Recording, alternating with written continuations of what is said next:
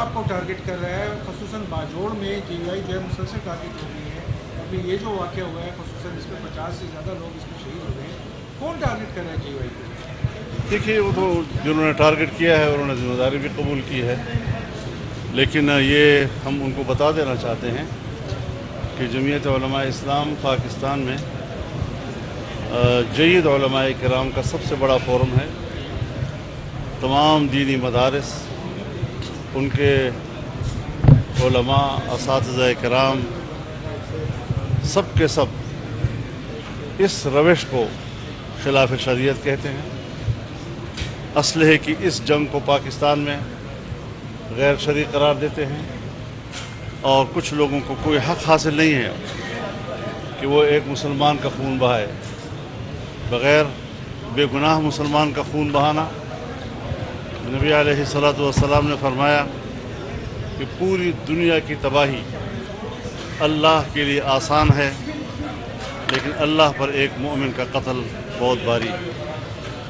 مولانا صاحب یہ بتائیں کہ موجودہ جو حالات اس میں الیکشن ممکن ہے، اور یہ جو صورتحال بنائی گئی ہے کیا الیکشن ڈیلے کرنے کا نہیں؟ دوسرا اسٹارٹ سوال ہے سر، نہ مہنگائی کنٹرول ہوئی، نہ بدامنی کنٹرول ہوئی، کون ذمہ دار ہے؟ کیونکہ آپ سے ہم سنتے رہے کہ عمران خان ذمہ دار تھا، اب کون ذمہ دار ہے؟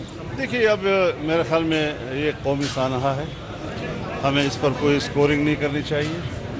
کسی بھی پارٹی کے ساتھ ایسا ہو سکتا ہے، ہوئے ہیں، ہم نے ان کے ساتھ ہمدردیوں کا اظہار کیا ہے. ہم سیاسی عمل پہ یقین رکھتے ہیں اور سیاسی جدوجہد پہ یقین رکھتے ہیں. انشاءاللہ سیاسی قوت کے ساتھ، برداشت کے ساتھ، تحمل کے ساتھ، دلیل کی بنیاد پر یہ جنگ ہم جیتیں گے.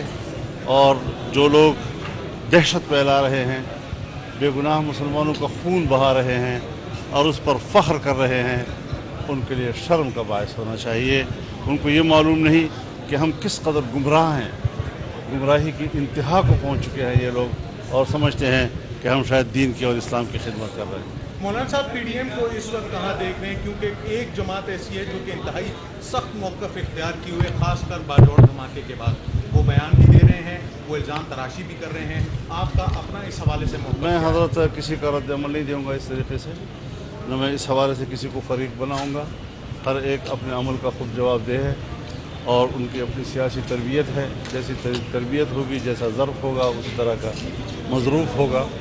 تو میں اس حوالے سے آج کسی کا کوئی رد عمل نہیں دے رہا. ہم نے برداشت کیے ہیں، پہلے بھی برداشت کیے ہیں، آگے بھی ہم برداشت کریں گے. ہم تحمل والے لوگ ہیں، اور ہم نے یہ فیصلہ کیا ہے کہ جمعیت علماء اسلام نہ اپنا نظریہ چھوڑے گی، اور نہ اس نظریے کے لیے ہمارا جو عمل کرنے کا رویہ ہے، نہ اس رویے کو چھوڑے گی. ہم برداشت کے ساتھ کام کر رہے ہیں، اور اب بھی ہم نے اپنے کارکنوں کو یہی پیغام دیا ہے کہ آزمائشیں ہیں، آ جاتی ہیں، لیکن آزمائشوں پر ہمیں آپے سے باہر نہیں جانا. ہم نے دہشت گرد کا جواب دہشت گردی کے انداز میں نہیں دینا. انشاءاللہ العزیز ہماری سیاسی عمل، ہماری نیت، ہمارا اخلاص، ہماری جدوجہد وہ ان کو فنا کر دے گی انشاءاللہ، اور ان کا خاتمہ کرے گی. بس ہو گیا بس کافی ہے. جاری رہتے ہیں تو آئندہ الیکشن بھی اگر ہوتے ہیں تو اسٹانس کیا ہوگا الیکشن کی؟ دیکھیے ابھی کوئی ایسی بات نہیں آئی ہے کہ الیکشن نہیں ہوں گے. اس وقت تک تو ہم بر وقت اسمبلی چھوڑ رہے ہیں، حکومت چھوڑ رہے ہیں، پھر نگران حکومت بنے گی. لیکن یہ ہے کہ نگران حکومت پہ اس کے بعد دیکھیں کیا کرتی ہے کیا نہیں کرتی، وہ ان کا مسئلہ ہوگا. ہم بر وقت چھوڑ رہے ہیں، اور انشاءاللہ ہماری کوشش یہ ہوگی کہ الیکشن بر وقت ہونے چاہیے. چلو